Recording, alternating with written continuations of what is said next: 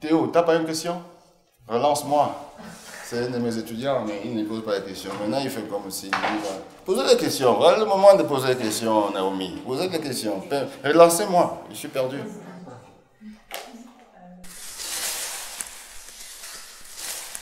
Quand tu rencontres quelqu'un qui est costaud, qui a peut-être un ventre, un joli ventre, tu imagines ce qu'il y a dans son ventre. Tu ne lui demandes jamais qu'est-ce qu'il y a dans ton ventre. C'est pas comme une femme. Même quand tu rencontres une femme qui est enceinte, tu ne sais jamais s'il a un garçon, une fille, 2 enfants, 3 enfants dans le ventre.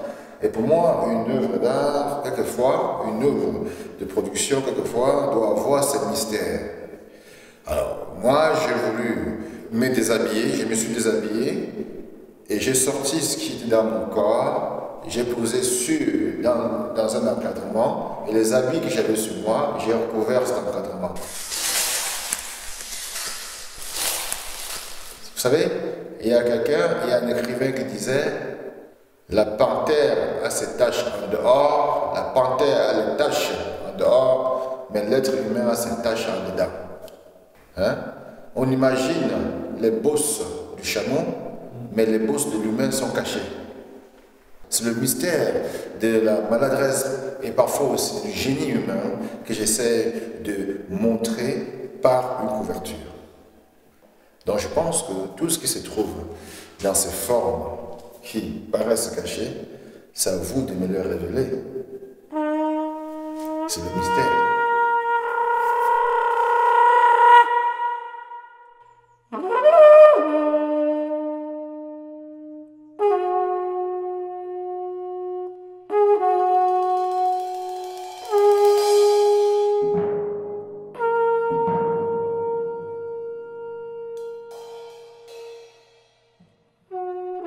Et ben voilà, et aussi qu'entre-temps, je suis devenu, on va dire, passeur. Donc, je suis venu avec mes scouts, ce qu'on appelle les étudiants.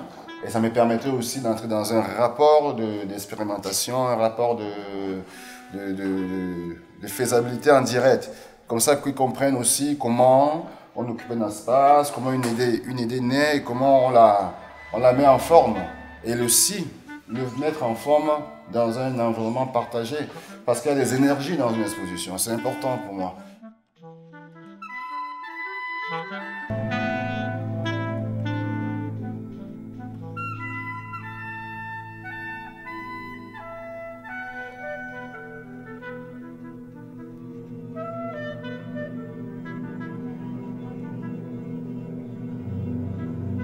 La ligne colorée, c'est la ligne relationnelle, c'est tout simplement ça. C'est bien vrai, on dit, nous portons dans nos veines du sang, mais je pense que dans nos veines, nous avons une couleur particulière. Quelquefois, on a dit le sang a des groupes, mais je pense que si on va au-delà des groupes, le sang a des couleurs. Et pour moi, sortir ces couleurs, les mettre dans un réseau comme ça, c'est être aussi en relation avec ce que nous vivons aujourd'hui d'une façon contemporaine, les réseaux sociaux.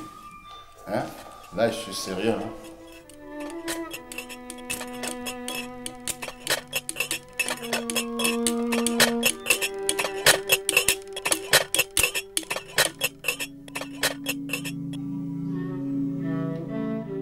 C'est un peu ça, donc c'est un imaginaire que je déplace tout simplement pour le repositionner dans l'espace plastique, donc esthétique.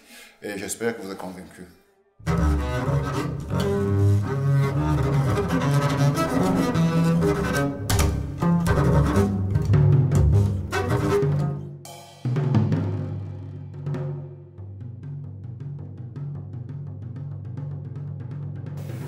C'est encore une fois une remise en cause.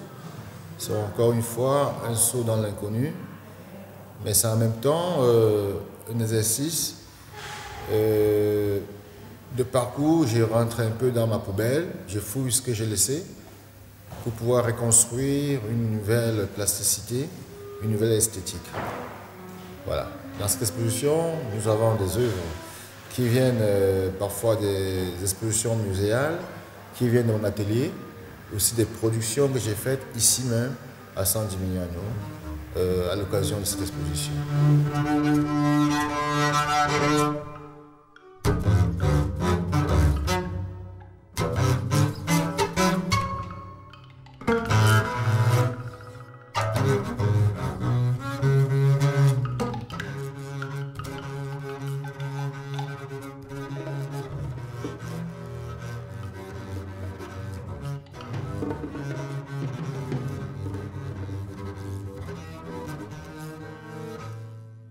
Moi, j'ai l'habitude de me définir comme Pascal qui roule et qui amasse mousse. Tout ce que l'on trouve dans la nature, moi compris, fait partie de la nature. C'est toujours très très important de se poser la problématique de ce que nous sommes, comment nous sommes arrivés et de ce que nous devons laisser quand nous serons partis. Moi, je n'ai pas fait de grands discours, par exemple politiques, mais je vais faire des discours humains. Je ne suis pas contre le modernisme, je ne suis pas contre l'industrialisation, je ne suis pas contre quelque chose parce que je n'ai pas pouvoir à empêcher quoi que ce soit.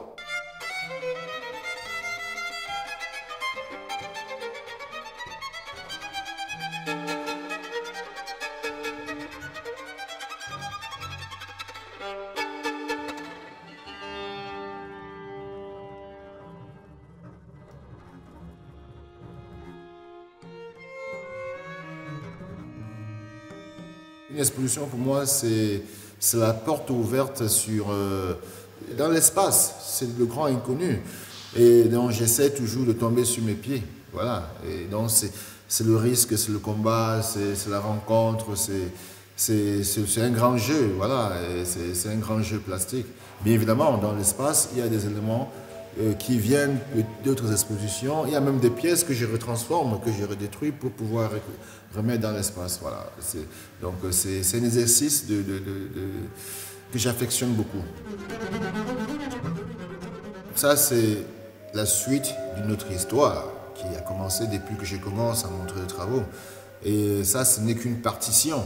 Ce n'est pas la fin d'une histoire. C'est un moment dans mon histoire. Je ne pense pas qu'il y a une explication à donner à la spontanéité, on va dire, créative. C'est-à-dire que l'œuvre aussi doit devoir dialoguer avec le visiteur, avec le public. S'il n'y a pas cette émotion, j'aurais perdu. C'est-à-dire qu'il y a le passé, il y a le futur. Mais entre les deux, il y a le présent. Voilà. Moi, je dois être le témoin de mon temps. Et quelquefois, je dois laisser l'espace au temps de pouvoir compléter le reste de mon discours plastique. Le côté vide, c'est la transparence. Et le côté plein, c'est l'opacité. C'est l'ombre, c'est la lumière. Donc, c'est la quête de l'harmonie. Comme dans toute histoire de peinture. Comme dans toute histoire de sculpture. C'est simplement cela.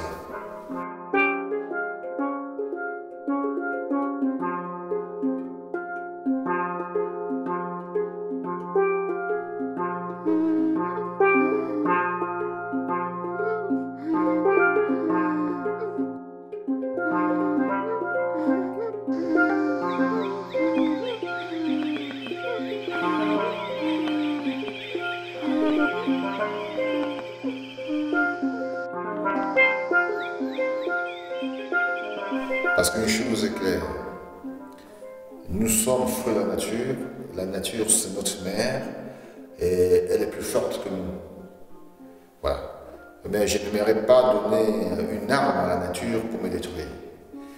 Et c'est pour ça que quelquefois, je trouve des moments dans ce que je propose comme travail, des moments d'hommage à cet espace dans lequel je vis, cet espace qui me nourrit, voilà.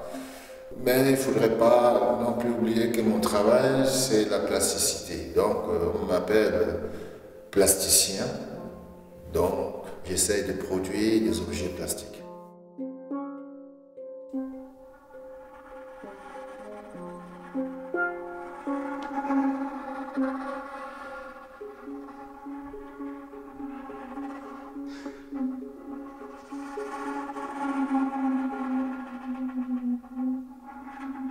Et Orthopus, il s'agit justement d'un art peut-être politique. Moi, je dis, quelquefois, ce que nous produisons, ce que nous extrayons de l'estomac, des entrailles, de la nature, devient quelquefois des armes contre nous. les armes contre l'humain. Il n'y a pas un problème d'extrait, par exemple, le pétrole, des océans, des mers, de la terre, du cœur de la terre, mais il faudrait aussi que ces produits que l'on extrait puissent ne pas devenir un animal dangereux contre celui qui l'extrait. Donc pour moi, octopus, c'est en fait les tentacules d'un retour, d'un boomerang qui pourra se retourner encore contre l'espèce exploitante et inconscient. Voilà. Et quelquefois, dans mon approche plastique, j'essaie de faire vibrer mon côté conscient, mon côté du générateur de la conscience.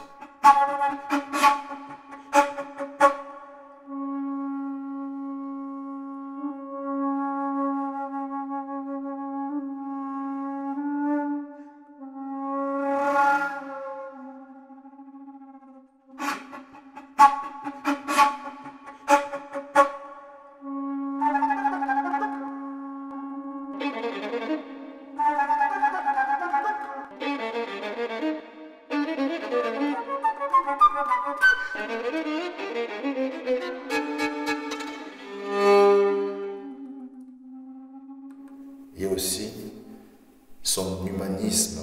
Parce que moi, en tant qu'humain, je ne peux pas être au-delà de la défense de l'espèce humaine. Il n'y a que des hommes qui viennent voir ce que je produis. Je n'explique pas aux animaux ce que je fais. Je n'explique pas aux poissons, aux chiens, aux chats ce que je fais. Peut-être ça arrivera dans une performance. Même si je le fais, c'est encore pour les hommes.